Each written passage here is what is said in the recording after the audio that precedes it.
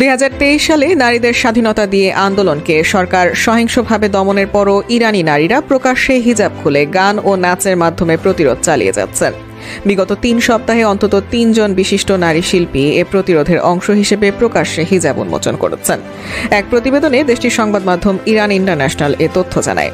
প্রতিবেদনে বলা হয়, গত বছরের 30 ডিসেম্বর বিখ্যাত 62 বছর বয়সী ভিজুয়াল শিল্পী বিতা ফায়াজি সোশ্যাল মিডিয়ায় ব্যাপক মনোযোগ আকর্ষণ করেন, যখন তিনি তার কোঁকড়ানো ধূসর চুল ঢেকে রাখার পরিবর্তে গলায় স্কার্ফ বেঁধে সরকার স্পন্সরকৃত একটি শিল্প প্রদর্শনীর উদ্বোধন করেন। অনুষ্ঠানে অংশগ্রহণকারী আরও কিছু নারী, যাদের বেশিরভাগই তরুণী, তারাও তাদের চুল ঢেকে রাখেননি। সিরামিক আর্ট বিয়েনাল নামে পরিচিত এই প্রদর্শনী ইরানের সংস্কৃতি ও ইসলামিক গাইডেন্স মন্ত্রণালয়ের তত্ত্বাবধানে পরিচালিত হয়।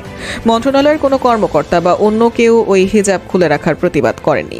পদক্ষেপটি পূর্ব পরিকল্পিত প্রতিবাদ ছিল কিনা তা স্পষ্ট করেননি ফায়াজি।